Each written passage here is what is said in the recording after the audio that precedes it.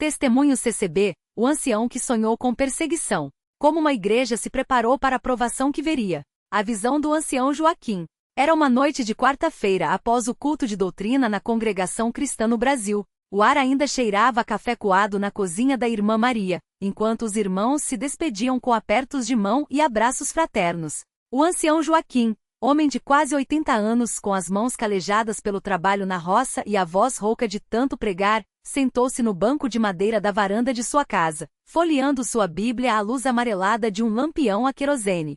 Sua esposa, Dona Ana, já havia se deitado, mas ele sentia um peso no espírito que não o deixava descansar. Senhor, se há algo que o Senhor quer me mostrar, fala ao teu servo, murmurou fechando os olhos. Não demorou muito. Em poucos minutos, Joaquim adormeceu, e seu sono foi interrompido por uma visão tão vívida que lhe arrancou o fôlego. Ele se viu em meio a uma multidão de irmãos, todos vestidos de branco, como nos cultos dominicais, mas seus rostos estavam marcados por um medo que nunca havia visto antes. Ao longe, ouvia-se o barulho de botas pesadas pisando o chão, gritos de ordem, e o som de portas sendo arrombadas.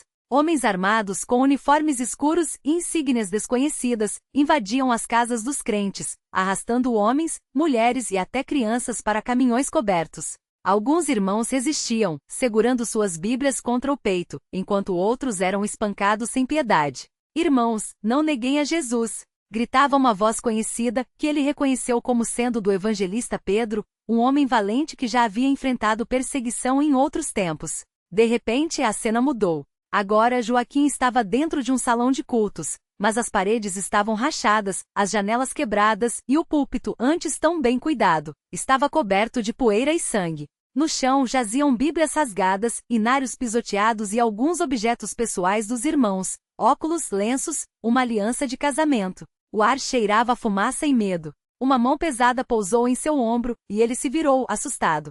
Era um homem alto, de olhar frio, que lhe apontava uma arma. Você é o líder deles, não é? Onde estão os outros? Joaquim sentiu o coração bater tão forte que achou que iria desmaiar. Mas em vez de medo, uma paz estranha encheu seu peito, e das suas lábios saíram palavras que não eram suas. O Senhor é meu pastor, nada me faltará. O homem ri com escárnio e aperta o gatilho.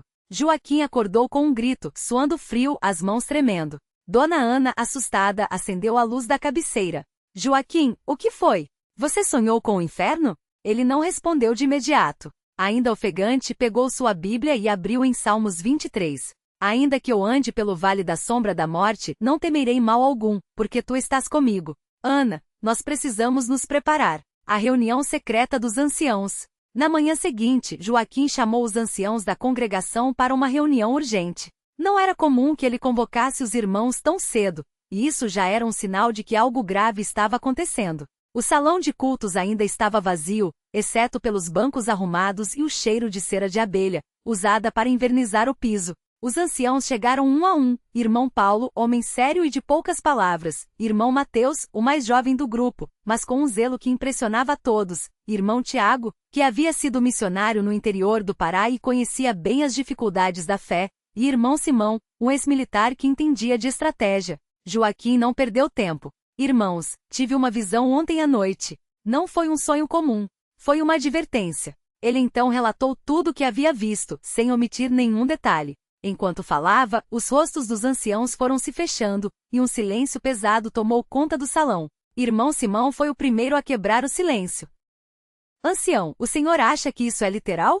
Que vai acontecer mesmo? Não sei, irmão. Mas se Deus me mostrou, é porque precisamos estar preparados. Lembrem-se das perseguições nos tempos do irmão Luís de Francescon. Eles queimavam Bíblias, prendiam irmãos, torturavam. E hoje? Achamos que nunca mais vai acontecer? Irmão Mateus, o mais jovem, coçou a barba, visivelmente abalado. Mas como nos preparamos para isso? Não podemos lutar contra o governo, contra exércitos. Joaquim olhou para cada um deles com uma seriedade que faziam seus olhos brilharem. Não é com armas que vamos vencer, irmão. É com fé. Mas fé sem obras é morta. Precisamos ensinar os irmãos a serem firmes. Precisamos esconder Bíblias, fazer cópias dos inários, treinar os jovens para memorizar as Escrituras. E acima de tudo, precisamos orar. Irmão Paulo, sempre pragmático, cruzou os braços. E se eles vierem? O que fazemos? Entregamos a igreja sem lutar? Não é sobre entregar ou não, irmão. É sobre testemunhar. Se chegarem aqui e nos prenderem, que saibam que somos de Cristo. Se nos matarem, que saibam que morremos por ele. Mas se Deus nos der tempo, vamos nos preparar. Foi então que irmão Tiago, o missionário, se levantou. Já vi isso antes, irmãos. No Pará, em 1985, os irmãos foram perseguidos. Queimaram suas casas, espancaram pastores. Mas a igreja não morreu. Eles se reuniam nas matas, debaixo de árvores à noite com lanternas cobertas. Cantavam em voz baixa, oravam em segredo. E Deus os guardou. Um murmúrio de concordância percorreu o grupo. Então está decidido, disse Joaquim. A partir de hoje começamos a nos preparar. Mas isso fica entre nós. Não queremos causar pânico, mas sim fortalecer a igreja. Os primeiros sinais. Nas semanas seguintes, Joaquim e os anciãos começaram a agir em silêncio. Reuniões secretas foram feitas com os diáconos e evangelistas mais confiáveis. Bíblias foram distribuídas entre famílias, com a instrução de que cada um memorizasse pelo menos um capítulo por semana. Os inários foram copiados à mão e escondidos dentro de livros escolares, debaixo de colchões, dentro de paredes ocas. As irmãs mais idosas, como Dona Rita e Dona Clara, foram incumbidas de costurar bolsos secretos nas roupas dos irmãos, onde pequenos pedaços de pão da Santa Ceia poderiam ser guardados. Os jovens, como o irmão Lucas, de 19 anos, foram treinados para decorar passagens bíblicas e inários inteiros. Se um dia não pudermos mais cantar, que as palavras estejam em nossos corações, disse Joaquim a eles. Mas nem todos entenderam a urgência. Alguns irmãos, como o irmão Felipe, achavam que Joaquim estava exagerando. Ancião, isso é coisa do passado. Hoje temos liberdade. O governo não vai fazer isso. Joaquim apenas olhava para ele com tristeza. Filho, quando o diabo vem, ele não avisa. Ele bate a porta como um amigo, e quando você abre, já é tarde. E então, os primeiros sinais começaram a aparecer. Primeiro foram os boatos. Rádios piratas transmitiam notícias de que seitas religiosas estavam sendo investigadas por subversão. Depois vieram os panfletos colados nos postes. Cuidado com os falsos profetas. Denuncie atividades suspeitas. Certos irmãos, como o irmão Roberto, dono de uma pequena padaria, começaram a ser vigiados. Homens de terno escuro entravam em sua loja, faziam perguntas sobre reuniões secretas, sobre dinheiro arrecadado. Roberto, assustado, procurou Joaquim. Ancião, eles estão me pressionando. Dizem que se eu não colaborar, vão fechar meu negócio. Joaquim pôs a mão em seu ombro. Irmão, lembre-se de Daniel. Ele não se dobrou ao rei, mesmo sabendo que seria jogado na cova dos leões. Deus é fiel. Se perder a padaria, ele te dará outro meio. Mas não negue a Cristo. Roberto saiu daquela conversa com lágrimas nos olhos, mas com uma determinação que não tinha antes. A noite em que a perseguição chegou.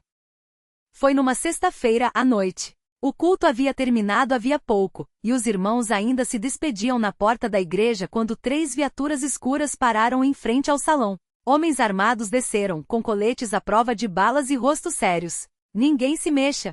Esta é uma operação do Departamento de Segurança Nacional. O pânico se instalou. Crianças choravam, mulheres se ajoelhavam em oração. Homens tentavam se colocar à frente para proteger suas famílias. Joaquim, que estava na porta, avançou com calma. Boa noite, senhores. Em que podemos ajudar? Um dos homens, que parecia ser o líder, empurrou-o contra a parede. Vocês estão sob suspeita de atividades ilegais. Reúnem pessoas, arrecadam dinheiro sem prestar contas, e espalham doutrinas perigosas. Vamos revistar tudo. Os soldados entraram à força, jogando bancos pelo chão, rasgando cortinas, quebrando armários. Bíblias foram jogadas no chão, pisoteadas. Inários foram rasgados. O púlpito foi derrubado com um chute. Irmã Sofia, uma jovem de 20 anos, tentou pegar uma Bíblia do chão, mas um soldado a empurrou com violência. Não toque nisso, sua fanática. Joaquim, mesmo com a arma apontada para sua cabeça, não se calou. Senhor, essa palavra que o Senhor pisa é a mesma que já mudou nações. O Senhor pode queimar esses livros, mas não pode apagar a verdade. O líder dos soldados riu com desdém. Leve-os. Todos. Os irmãos foram empurrados para os caminhões, homens separados de mulheres, crianças chorando nos braços das mães. Joaquim foi o último a entrar. Antes de subir, olhou para o salão destruído e fez o sinal da cruz. Senhor, perdoa-os porque não sabem o que fazem. Na prisão, a fé que não se dobra. O local para onde foram levados não era uma delegacia comum. Era um galpão abandonado nos arredores da cidade, com grades nas janelas e cheiro de mofo. Os irmãos foram jogados em celas superlotadas, sem água, sem comida, apenas com um balde para suas necessidades. Na primeira noite, o desespero tomou conta de alguns. Irmão Carlos, um homem forte, chorava em um canto. Ancião, o que vamos fazer? Eles vão nos matar aqui. Joaquim, mesmo com as mãos amarradas, se aproximou. Irmão, lembra-se da história dos 3 jovens na fornalha? O fogo não os consumiu. E se Deus não nos livrar, que saibam que não nos dobramos. Ele então começou a cantar em voz baixa. Jesus, meu Salvador, a ti me entrego agora. Um a um, os irmãos foram se juntando, até que a cela inteira ressoava com o hino. Os guardas do lado de fora ouviram e ficaram furiosos. Calem a boca, seus loucos. Mas eles não pararam. Cantaram a noite toda. No dia seguinte, os interrogatórios começaram. Cada irmão era levado para uma sala escura, onde homens encapuzados faziam perguntas. Quem é o líder de vocês? Onde guardam o dinheiro? Vocês planejam derrubar o governo? A maioria respondia com silêncio. Outros, como irmã Marta, uma professora, respondiam com versículos. Rendei a César o que é de César, e a Deus o que é de Deus. Isso só aumentava a fúria dos interrogadores. Alguns irmãos foram espancados. Outros, como o jovem Lucas, foram ameaçados com armas. Se não falar, vamos atirar em você. Lucas, com os lábios sangrando, olhou nos olhos do homem e disse: Se me matarem, irei para o céu. Mas o Senhor, para onde irá? O homem recuou, chocado. A libertação e o milagre. Após 3 dias de prisão, sem comida e com pouca água, os irmãos estavam fracos, mas seus espíritos não estavam quebrados. Na manhã do 4º dia, enquanto oravam, ouviram barulho do lado de fora. Gritos, tiros e então silêncio. As portas das celas foram abertas. Não eram os soldados. Eram homens com coletes escritos Resistência Cristã armados, mas com um símbolo que os irmãos reconheceram, uma cruz dentro de um círculo. Vamos, irmãos! Rápido! Eles foram levados para fora, onde viaturas os esperavam. Ao longe, viam a fumaça do galpão sendo consumido pelas chamas. O que aconteceu? Perguntou Joaquim, confuso. Um dos homens respondeu: Ancião, Deus moveu o coração de muitos. Soldados se recusaram a obedecer ordens. Juízes emitiram mandados de soltura. E nós somos irmãos de outras congregações. Não vamos deixar que matem os nossos. No caminho de volta, Joaquim olhou pela janela e viu o céu alaranjado do amanhecer. Lembrou-se de sua visão da destruição, do medo, mas também da promessa. Não temas, porque eu sou contigo. A igreja que renasceu das cinzas. Quando chegaram à congregação, encontraram o salão destruído, mas uma multidão de irmãos os esperava. Não apenas da sua igreja, mas de outras congregações, de outras cidades. Todos tinham ouvido falar da perseguição e vieram em solidariedade. Não estamos sozinhos! Exclamou irmã Clara, chorando. Nos dias seguintes, a igreja foi reconstruída. Não com tijolos e cimento, mas com fé. Cultos passaram a ser feitos em casas, em sítios, em lugares secretos. Bíblias foram distribuídas em código, inários foram memorizados, e a palavra se espalhou. Eles podem nos prender, mas não podem prender a Deus. Joaquim, agora mais fraco fisicamente, mas mais forte espiritualmente, reuniu os irmãos numa noite estrelada, debaixo de uma grande árvore. Irmãos, aprendemos uma lição. A perseguição não é o fim, é o refinamento. Deus permite que o fogo venha para purificar a sua igreja. E hoje nós somos mais fortes do que nunca. Ele então pegou um pedaço de pão e o partiu. Este é o meu corpo, entregue por vós. E todos, com lágrimas nos olhos, participaram da Santa Ceia, sabendo que mesmo nas trevas, a luz de Cristo jamais se apaga. Epílogo: o legado da fé inquebrável. Anos depois, quando Joaquim já havia partido para estar com o Senhor, a história daquela perseguição era contada aos novos convertidos como um testemunho de fé. A congregação havia crescido e outras igrejas, inspiradas por sua coragem, se preparavam para qualquer provação. Em uma tarde de domingo, após o culto, uma jovem irmã, neta de Joaquim, aproximou-se do novo ancião, irmão Daniel. Ancião, meu avô costumava dizer que a igreja que não se prepara para a tempestade será levada por ela. O que o senhor acha? Irmão Daniel sorriu, olhando para o céu. Acho que ele estava certo.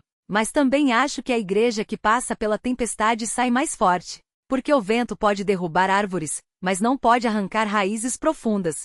E a nossa raiz é Cristo.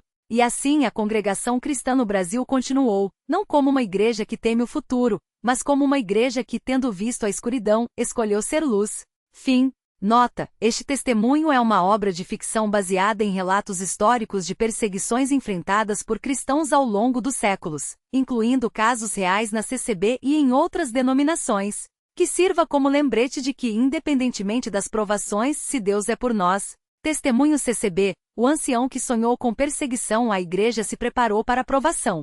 Continuação expandida com novos eventos, diálogos e detalhes do cotidiano cristão na CCB, a reunião secreta dos anciãos. Naquela mesma semana após o culto de quarta-feira, os anciãos se reuniram na pequena sala dos fundos da igreja, onde o cheiro de café fresco se misturava ao aroma das páginas amareladas das Bíblias usadas. A lâmpada pendente com sua luz amarela e trêmula, projetava sombras alongadas nas paredes de madeira envelhecida, como se os próprios antepassados da fé estivessem ali, observando.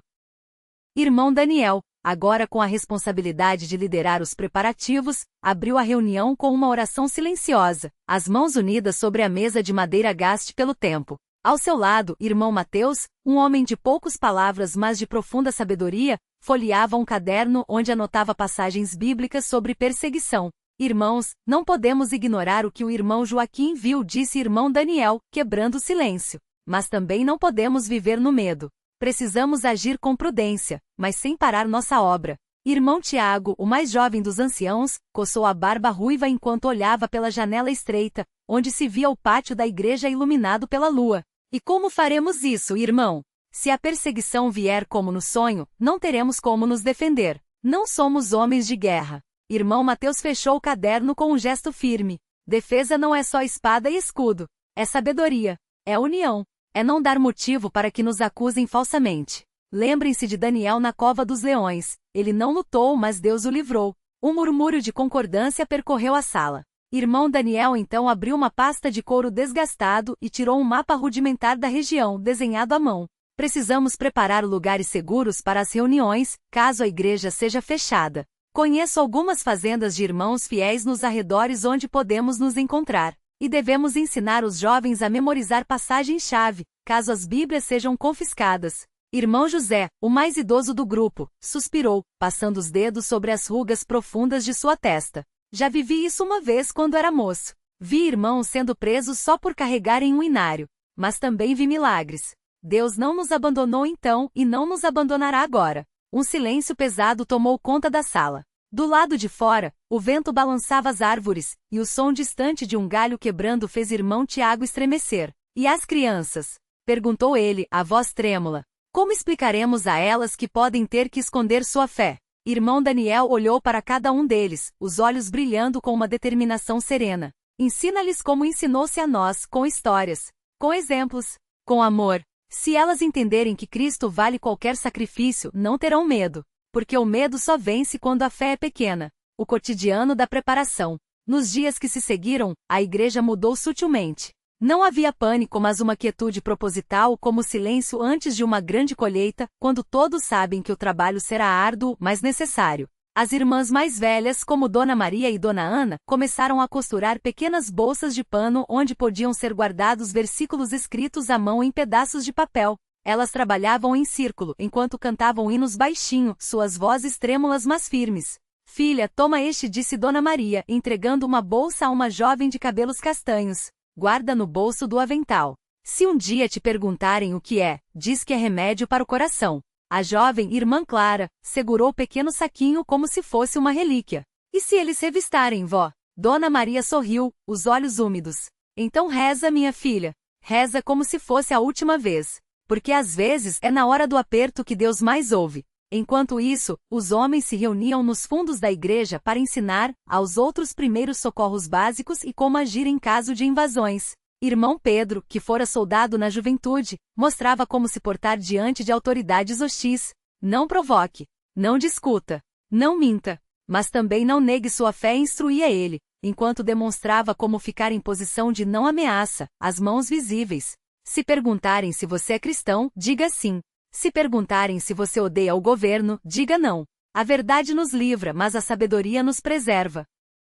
Os jovens, por sua vez, se reuniam em grupos menores para memorizar passagens. Irmão Lucas, um professor de escola dominical, usava método simples, escrevia versículos em pedaços de madeira e os enterrava no quintal, fazendo das crianças caçadoras de tesouros da palavra. Quem encontrar João 3:16 ganha um doce. Gritava ele, e as crianças corriam rindo, enquanto aprendiam que a Bíblia era mais valiosa que qualquer prêmio terreno. O sonho que se repete. Naquela noite, irmão Daniel teve o mesmo sonho de Joaquim. Ele se via em uma estrada poeirentas com irmãos e irmãs marchando em silêncio, carregando apenas suas Bíblias. Ao longe, ouvia-se o troar de motores e gritos de ordem, mas ao invés de medo sentia uma paz estranha, como se já tivesse vivido aquilo e soubesse que não estava sozinho. Quando acordou suando, sua esposa, irmã Ruth, já estava de pé, preparando o café da manhã. Ela não precisou perguntar. Deus não dá sonhos para assustar, mas para preparar, disse ela, colocando uma xícara fumegante diante dele. Lembra do que o irmão Joaquim sempre dizia? O Senhor avisa o que vai fazer, para que seu povo não seja pego de surpresa. Irmão Daniel segurou a xícara com ambas as mãos, sentindo o calor penetrar seus dedos frios. Mas e se não formos fortes o suficiente? Irmã Ruth sentou-se ao seu lado, o rosto iluminado pela luz fraca do amanhecer. Nunca fomos. Mas ele é. E isso basta. A chegada dos estranhos. 3 semanas depois, tudo mudou. Era uma tarde de sábado quando 2 carros escuros pararam em frente à igreja. Homens de ternos sóbrios e expressões duras saíram, observando o movimento. Não disseram nada. Não fizeram nada. Apenas anotaram. As crianças que brincavam no pátio pararam. Os adultos que conversavam nos bancos da frente calaram-se. Só se ouvia o canto dos pássaros e o farfalhar das folhas. Irmão Daniel, que varria o chão do templo, apoiou-se no cabo da vassoura e observou os homens com calma. Um deles, mais velho, com cicatrizes no rosto, fitou por um longo momento antes de entrar no carro e partir. Naquele instante, todos souberam. A prova havia chegado. A última reunião aberta. Naquele domingo, a igreja estava lotada. Não por curiosidade, mas por um senso de urgência. Todos sabiam que poderia ser a última vez que se reuniriam livremente. O culto foi simples. Não houve sermões longos, nem hinos extravagantes. Apenas a leitura de Atos 4, 29, 31. E agora, Senhor, olha para suas ameaças e concede aos teus servos que anunciem com toda a ousadia a tua palavra, enquanto estendes a mão para curar e realizar sinais e maravilhas por meio do nome do teu santo servo Jesus. Depois de orarem, tremeu o lugar em que estavam reunidos. Todos ficaram cheios do Espírito Santo e anunciavam corajosamente a palavra de Deus. Quando o culto terminou, ninguém saiu correndo. Permaneceram em silêncio, uns abraçando os outros como se quisessem guardar naquele aperto a força que precisariam nos dias seguintes. Irmã Clara, a jovem que receberá a bolsa de versículos, segurou a mão de Dona Maria. Vó, e se eles vierem hoje à noite? Dona Maria apertou sua mão com força. Então cantaremos. Porque até nas masmorras, o Senhor ouve os cânticos dos seus. A noite da visita. Às 3 da madrugada bateram à porta. Bateram com força, como quem não pede permissão, mas exige entrada. Irmão Daniel, que já estava vestido, abriu a porta antes que a arrombassem. 2 policiais e um homem de terno estavam lá, com lanternas que cortavam a escuridão como facas. Temos ordens de revistar esta propriedade, disse o homem de terno, sem cumprimentos. Procuramos material subversivo. Irmão Daniel não resistiu, não discutiu. Apenas abriu a porta mais um pouco, em silêncio. Eles reviraram tudo. Os bancos da igreja, a sala dos anciãos, a cozinha onde as irmãs preparavam o café depois dos cultos. Encontraram bíblias, inários, cadernos de anotações de sermões. O que é isto? Perguntou um policial, segurando o inário como se fosse uma arma. É nosso livro de cânticos, respondeu o irmão Daniel. Cantamos para louvar a Deus. O homem de terno folheou o inário, os lábios se contorcendo em desdém. E isto? Apontou para um versículo sublinhado. Em paz me deitarei e dormirei, pois só tu, Senhor, me fazes repousar em segurança. Irmão Daniel olhou nos olhos do homem sem pestanejar. É uma promessa. Para tempos como este. Por um momento, houve um silêncio tão denso que parecia que até o ar havia parado. Então o homem de terno fechou o inário com um estalo. Levem tudo. E avise aos seus que qualquer reunião a partir de agora será considerada ilegal. E assim eles partiram, levando consigo não apenas os livros, mas um pedaço da normalidade que a igreja conhecia. A igreja que não morre. No dia seguinte, a igreja estava vazia. Os bancos antes cheios, agora pareciam fantasmas de madeira. Mas nos corações, algo havia mudado. Porque naquela manhã, enquanto o sol nascia sobre o templo silencioso em uma fazenda distante, debaixo de uma árvore frondosa, irmãos e irmãs se reuniram. Não havia bancos, nem púlpito, nem inários. Apenas vozes. E eles cantaram. Cantaram: quão grande é o meu Deus, enquanto as lágrimas escorriam, mas os lábios sorriam. Porque sabiam que mesmo que os muros da igreja tivessem caído, as paredes do coração permaneciam de pé. Irmão Daniel, de pé entre eles, olhou para o céu e sussurrou: aqui estamos, Senhor. Não como vitoriosos, mas como teus. E isso é suficiente.